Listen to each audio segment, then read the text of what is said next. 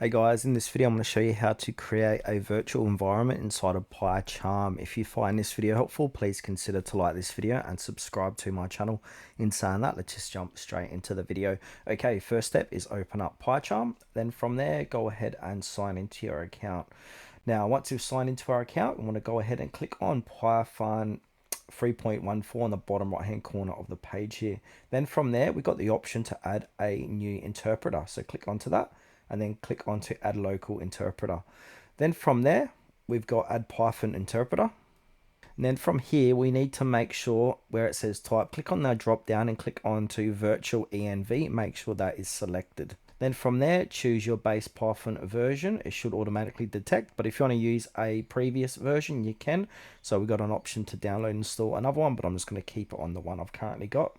Then from there, in the location here, you can go ahead and give this a name. So go ahead and give it a name. I was going to go ahead and put that name in like so. Then from there, click onto make available to all projects and click onto OK. Now that's going to go ahead and create that virtual environment for you. So give that a few moments while it does its thing.